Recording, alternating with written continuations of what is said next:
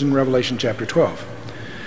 In another sense, you can say Israel started with the call of Abraham in Genesis 12 and then amplified in 15 and 17. But the Scripture tends to reckon the birth of the nation Israel at the Exodus, as it is so declared in Exodus chapter 4. Now let's remember, because this is a controversial part of view on our horizon, in Genesis 15, God indulges in a ritual that was classic in those days, to cut a covenant. Barat means to cut a covenant. The participants in this kind of a covenant would divide a sacrifice and then together walk in a figure eight between the parts of that sacrifice, repeating the terms of the covenant. And God has Abram set that up, but then he puts Abraham in a deep sleep, and God goes through this procedure alone in the form of a flaming torch and so on. What is the point God is making? That the covenant that he's making with Abraham is unconditional. God alone is the participant here. And this view is confirmed, is declared eternal and unconditional. It's reconfirmed by an oath in Genesis 22. It is confirmed to Isaac and to Jacob in Genesis 26, the descendants of Abraham, and it's confirmed under conditions of disobedience.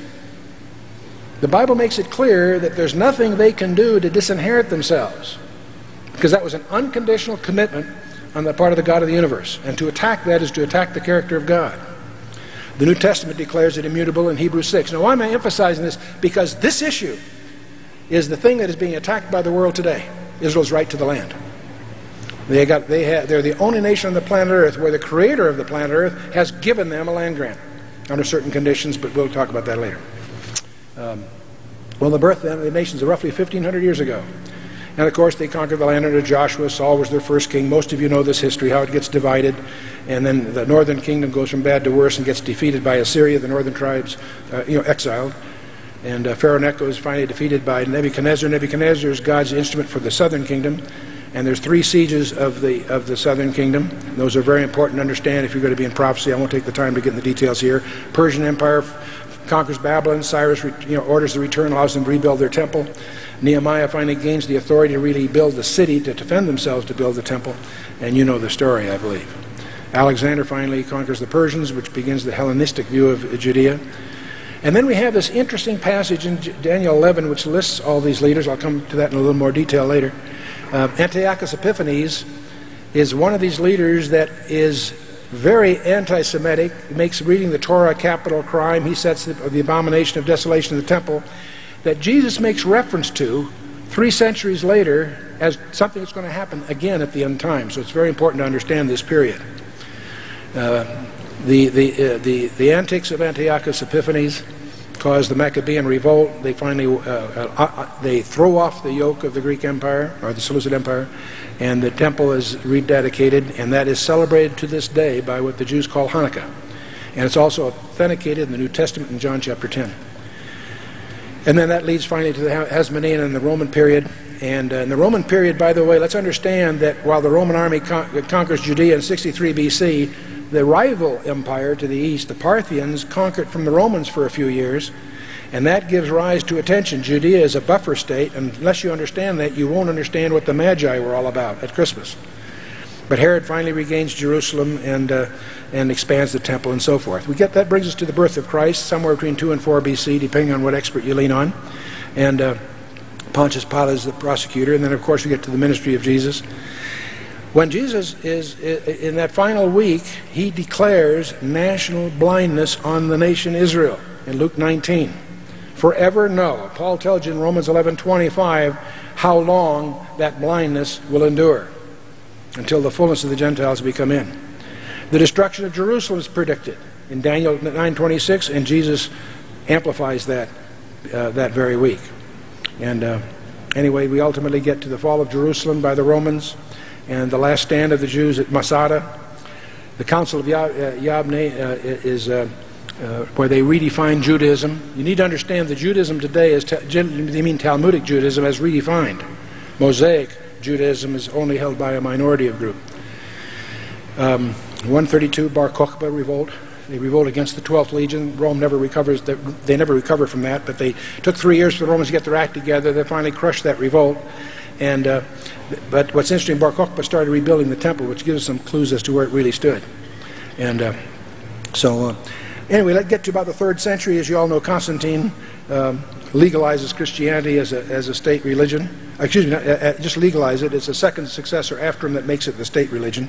But he moves his capital of the world from Rome to Constantinople. In the West, we tend to overlook the implications of that. So the Roman Empire had 2 capitals, but the primary one was Byzantium. And it's Theodosius that makes Christianity the state religion, and then Muhammad is born about 570. And of course, the whole rise of Islam happens quickly. Syria falls in 634, Jerusalem 630, a few years later. Next year, Egypt, a couple of years later, Persia. Within a generation, North Africa, Spain. But they're finally stopped by Charles Martel from conquering all of Europe.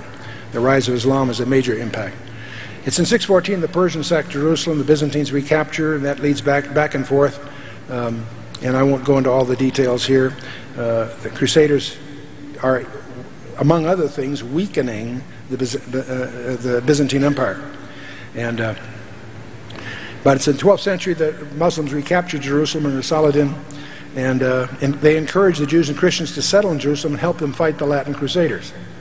Saladin dies and the heirs fight, and it's obviously just a whole history of turmoil until finally the Ottoman Empire succeeds the Mamluk Empire in Jerusalem, and Jerusalem's then in Turkish hands for about the next 400 years until after the First World War. And that's during that period the walls are built. The walls that you visit when you visit Jerusalem, walls you see are these walls, not the original walls.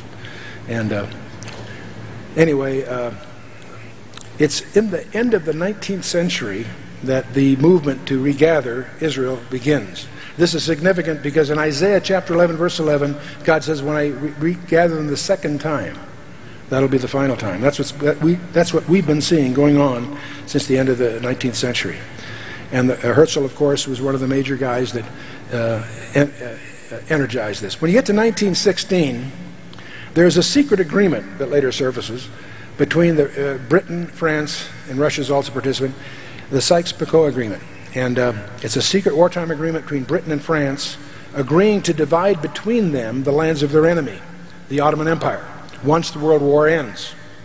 And among its terms was the establishment of an Arab state in southern Palestine, wherever that is. The impact of this, of course, is that the Arabs, when they discover this, are really incensed that Britain decided instead to engineer its own rule over all of Palestine rather than give them the independence that they'd been promised. And Britain essentially ruled Palestine as a colony until about 1948. And in 1917, we have the famous Lord Balfour Declaration. It's a short note from the Britain's Foreign Secretary to Lord Rothschild, one of Britain's most prominent Jews. It said, His Majesty's government view with favor the establishment in Palestine of a national home for the Jewish people. This is regarded as a foundational document by Israel. And together with the Sykes-Picot Agreement, these two agreements really lay the foundation for the whole Middle Eastern morass that we find ourselves in now. The Versailles Peace Conference, Wilson argues for self-determination of the peoples, and the Arabs claim an Arab state from Iraq to Yemen.